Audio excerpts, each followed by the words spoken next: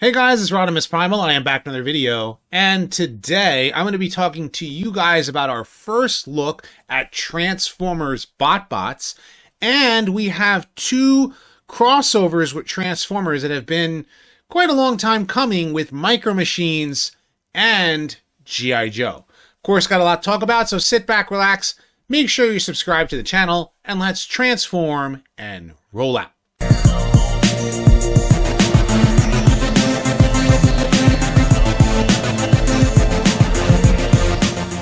Consider supporting the channel on Patreon, becoming a channel member, or purchase some merch on my spring store today.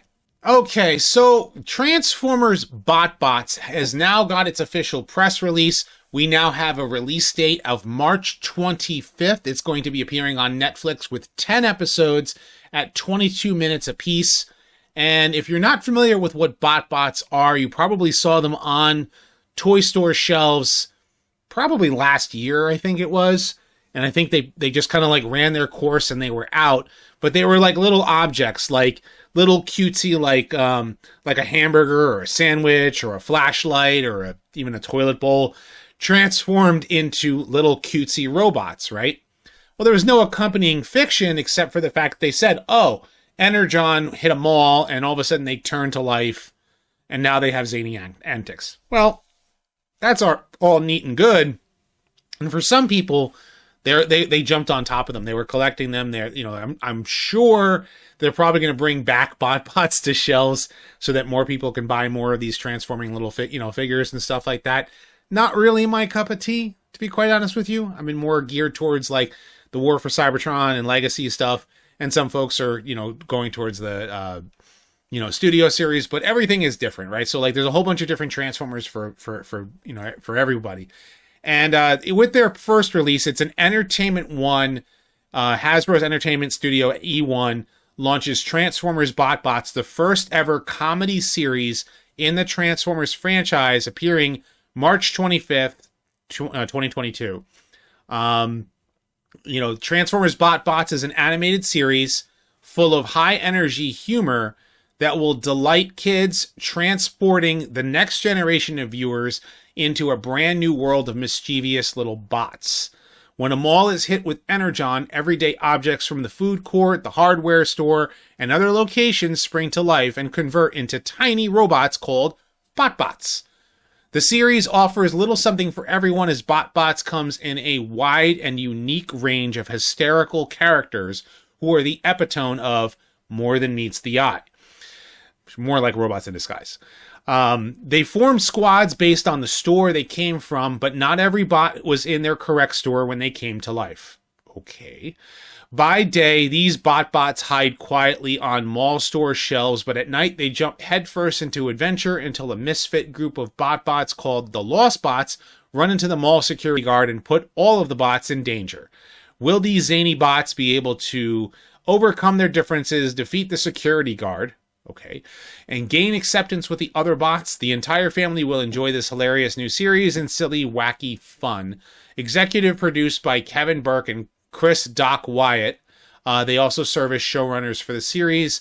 It is going to be on Netflix with 10 22-minute episodes, and it's the first ever comedy series in the beloved Transformers franchise. That's a lot in a nutshell, but yeah. Some of that premise I'm not excited about it, but I'm hoping that the show is good and it's fun. It's supposed to be the first action comedy. I'm guessing that this is the security guard that they're going to have to defeat, which sounds a little weird. Here they have the BOTBOTS riding on a slice of pizza turned into a car, and here is what the bots look like. So you can see that they're everyday objects as they transform. They showed the clip of them. They're sitting there on the shelf itself, and then they flip up and transform into robot mode, which is really weird. The animation looks like it's very kiddie. It's kind of like Rescue Bots Academy or Teen Titans Go, in its style choice, which is fine for the tone, but it's not necessarily something that I'm going to be like, oh yeah, I can't wait to watch another episode of BOTBOTS. But who knows? First impressions are always a thing. but it's a kid and family series. I know this is who it's geared towards. You know, it's where I'm hoping that the Nickelodeon show is able to be a good bridge of the gap kind of thing, and this one is clearly geared even towards a younger demographic than the Netflix, than the Nickelodeon cartoon. So it's man, you're going from like War for Cybertron, where everything is dark and abysmal, to two cartoons that are claiming themselves to be comedy in Transformers. Instead of facing off against Decepticons, they face off against other things. Interesting. If this is where Transformers fiction is going, might be something to be concerned about. But we'll see. Well, hopefully the show is really good. Now, if you guys have known, I've been talking about this on the channel for a while, is that I've been really, really excited to get my hands on the new redeco for the buzzworthy Bumblebee line of Studio Series 86 Cup, but both Cup and Cliffjumper have appeared in U.S. toy store shelves, so if you haven't found him already, check out your local Target, because it's actually appeared in North Jersey. I live in Central South Jersey, so you're gonna have an easier time finding it, obviously, in certain locations. But yeah, I'm definitely looking.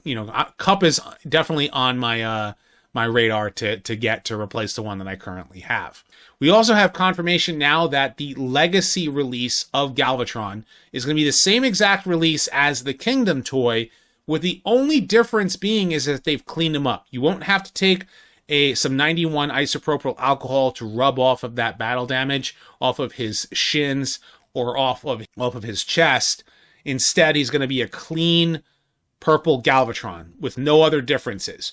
And I already have, like I said, I already have Galvatron, so I don't necessarily need him. But if you missed out on Galvatron the first time around, you're not missing out, because he's going to be released here in Legacy. And I do want to get this particular laser Optimus Prime, even though from what we can tell, it looks like his shoulders are not going to be able to move very well. And he is a retool of Earthrise Optimus Prime, and he turns into a tanker truck. So I'm looking forward to this laser Optimus. Now, Sideshow has updated their website with Transformers Unruly Studios crossover. And they're going to be 9-inch statues that you can purchase. I'm not really a statue collector myself, but some people really love this stuff. And getting like a cool crossover for them.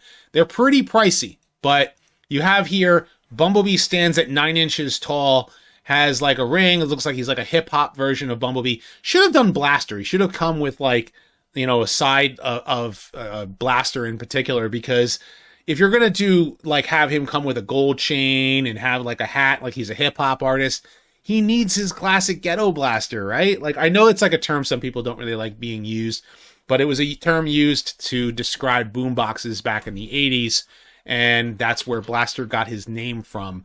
So, but at the same time, it's kind of cool if you do get Kingdom or Legacy Blaster, you can get this statue to have Bumblebee rapping out to him at the same time, because some people got the juice and some people don't. And Optimus Prime has a tagging gun, so it's basically based on his ion blaster.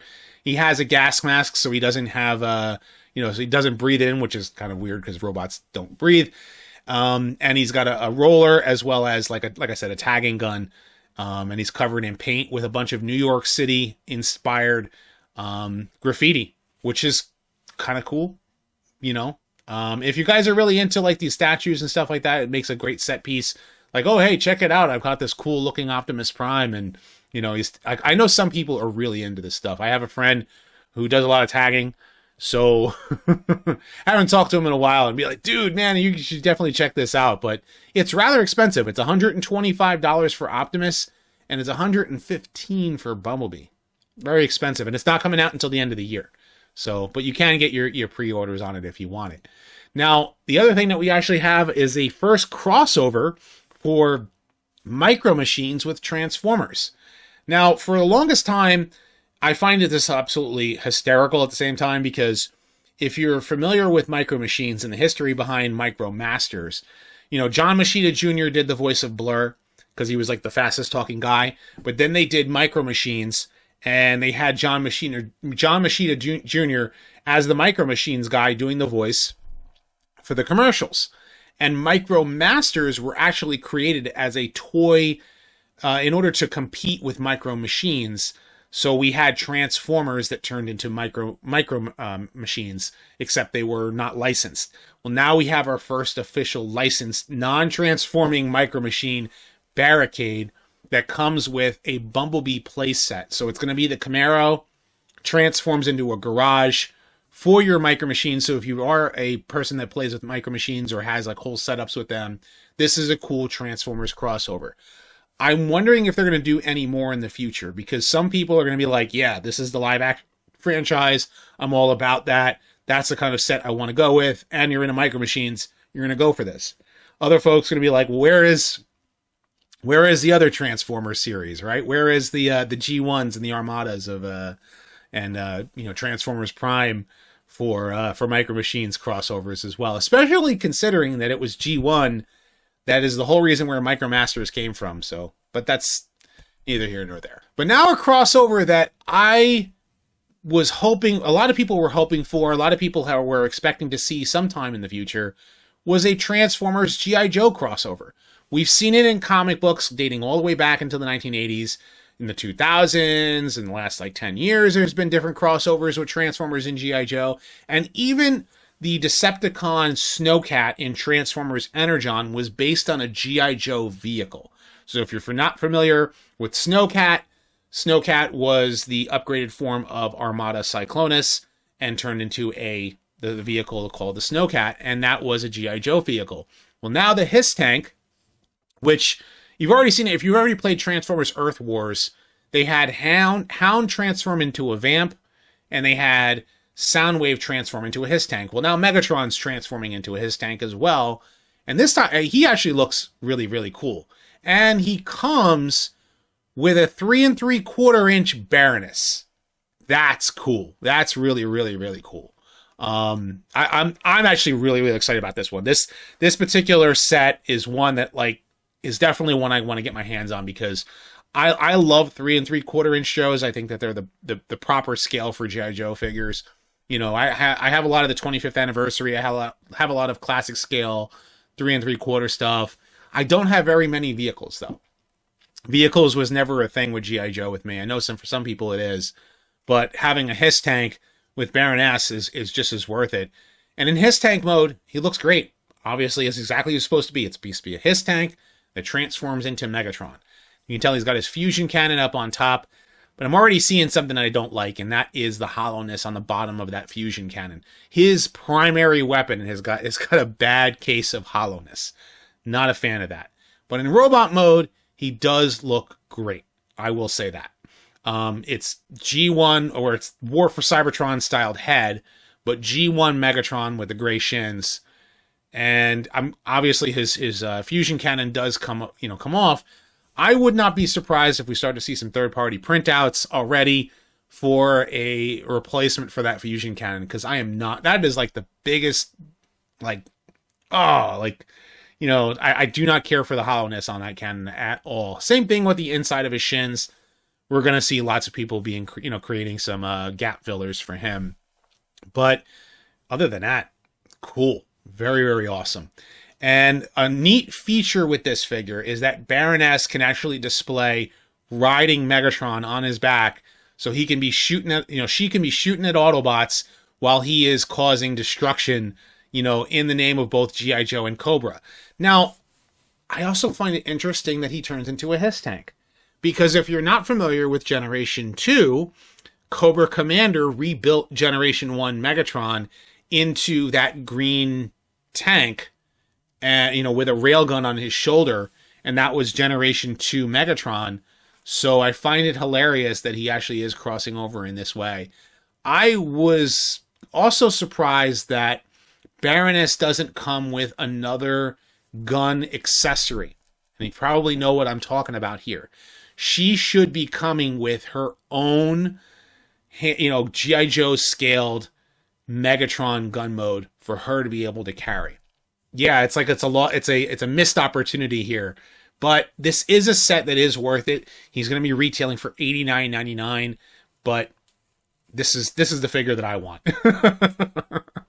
And with that, I want to know what you guys think. What do you think of this Transformers news? Are you excited about the G.I. Joe and the Micromasters crossovers?